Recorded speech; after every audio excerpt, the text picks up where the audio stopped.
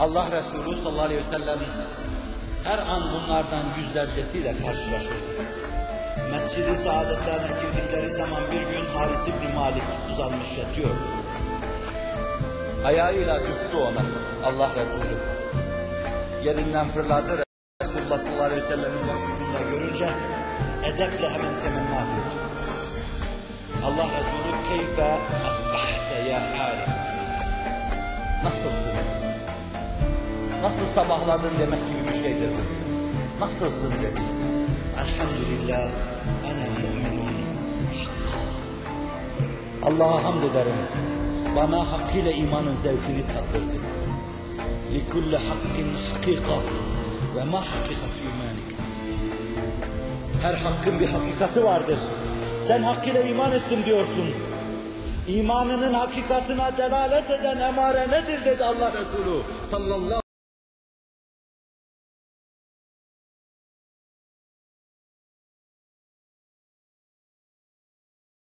kadar alakadar olunacak ve neden katı alaka edilecek? Tavrımı belirledim. وَاَزْمَعْتُ نَهَارِهِ وَاَسْحَرْتُ لَيْلِي فَكَأَنِّي عَرَى عَرْشَ رَبِّي فَكَأَنِّي عَرَى أَهْلَ الْجَنَّةِ. Her şeyle alakamı tam belirledim. Allah'la, Allah'ın büyüklüğü ölçüsünde. Başka şeyle onların küçüklükleri ölçüsünde. Katı alaka ettim. İbrahim Ethem gibi acertul halka turran fi havaka. Aşkın uğrunda her şeyle alakamı tam belirledim. Gecelerimi senin için, Allah için ibadetle geçirdim. Onun için uykumu terk ettim. Gündüzde aç ve susuz durdum.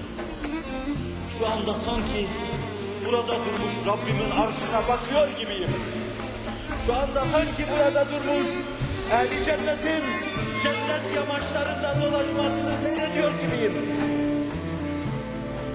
Benim gibi çığırtkanlık yaparak değil, Nebi'nin karşısında konuşma, edebine riayet ederek ve Allah Resulü'nün dudaklarına şu sözler döküldü.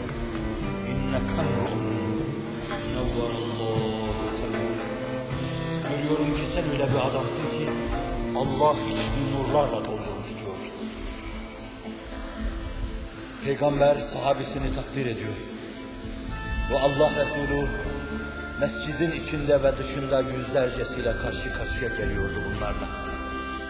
Dudağından çıkan emirlere karşı bu duyarlı cemaatle, bu hassas cemaatle yüzlercesiyle karşı karşıya geliyordu.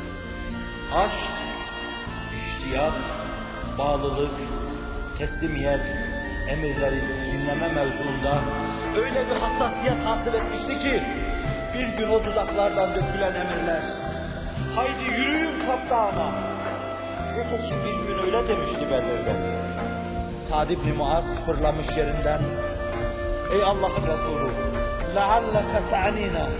Öyle zannediyorum ki bizi kastediyorsun. Ben ahbabım hakkında bir şey söyleyemem ya Resulallah. Ama emir buyurursanız, belki gımada kadar kılıç çalmaya hazırdır benim ashabım, arkadaşlarım.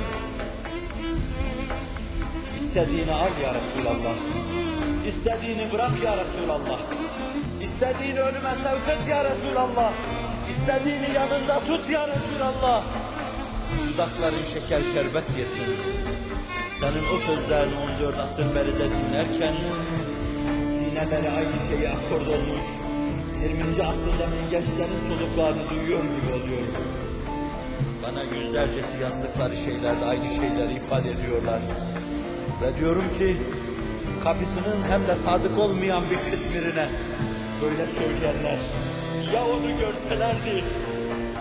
Hani Ayşe valide şöyle der. فَلَوْ سَمِعُوا فِي مُصْرَ أَوْصَافَ خَدِّهِ لَمَا بَذَلُوا فِي سَوْمِ يُوسُفَ مِنْ نَقْدِهِ لَوَاحِزَ لَيْخَ لَوْعَيْنَ جَبِينَهِ لَآثَرْنَ فِي الْقَطْعِ الْقُلُوبَ عَلَى الْأَيْدِي.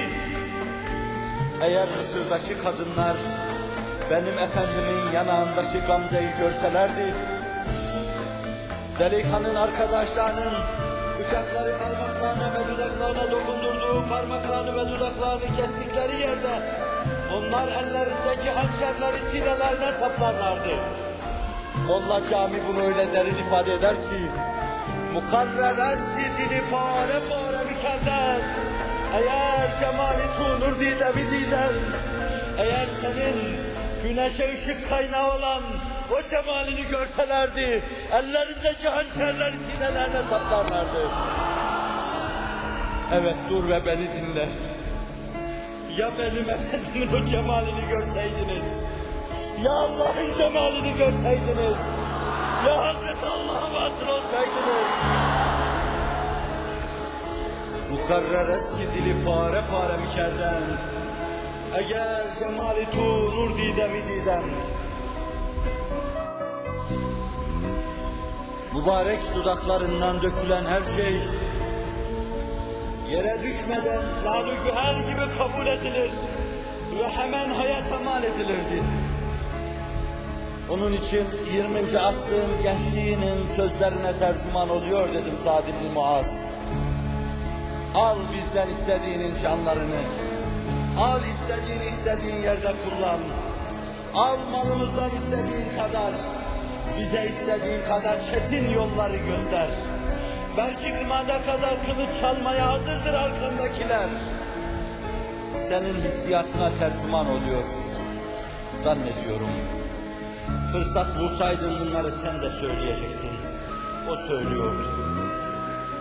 İman aşk haline geliyordu. Aşk emirleri dinlemede, dudaklarından dökülen her şeyi hassasiyetle alıp yaşamada, onlarda ayrı bir derinlik, ayrı bir buğut meydana getiriyordu. Zaten bunun aksine de yalancılık denir, bağışlayın. Tasil ilaha ve ente tuzhiru hubbehu. هذا لعمري في الفعال بديع لو كان حبك صادقا لأطعته إن المحب لمن يحب مطيع. Allah'a isyan ediyorsun, sizi tenzih edeyim. Allah'a isyan ediyor, sonra da ben Allah'ı seviyorum diyorsun. Hayatımı verene yemin ederim ki senin bu davranışın anlaşılır gibi değildir diyor. Kadınlık aleminin iftihar tablosu Rabia Adviye. O kadın ki herkes gece yatarken karanlık bastırır. Kalkar Rabbisine sığınır. Allah'ın sevdiklerinin döşeklerine kaydılar. Herkes vuslata erdi.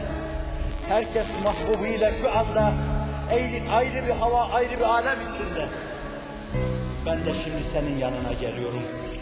Dost dostun yanına giderken dostun senin yanına geliyor. Allah'ım benim sana olan aşkım, muhabbetim değil, senin bana olan sevgin hürmetine senden şunları istiyorum. Ağzın şeker şerbet yesin, sözün doğrusunu sen söylüyorsun. Siz ve biz onu ne kadar seversek sevelim, onun bize olan sevgisinin yanında deryada kaçta kalırız. Ben de diyorum, Allah'ım başta bu kibir, bu günahkar baş, bu âfi gönül ve sonra onu insan zannedip dizinin dibinde oturup onu dinleyenler. Seni sevmeden dem vuruyoruz, seni sevdiğimizi zannediyoruz.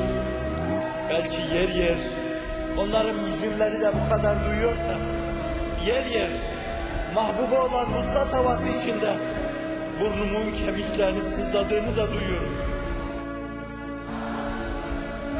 Ama bu bana göre kim bilir derinden neler duyuyordur. Kim bilir sinesi çatlayacak hale gelen nice insanlar vardır. Ne olurdu onların halini de duysaydım. Benim de onun aşkı ve şevki karşısında bir kere sinem çatlayacak hale gelseydi. Ama buna rağmen kendi sevgimizi, alakamızı, aşkımızı, şevkimizi vesile yapmıyor. Severek bizi yaratan senin sevgini, yaratıp mümin yapan senin sevgini, mümin yapan Hazreti Habibi mahbuba ümmet yapan senin sevgini, Hazreti Muhammed'in arkasında toplayan senin sevgini sana ulaşmaya vesile yapıyor. Bizi sevginden cüda kılma diyor.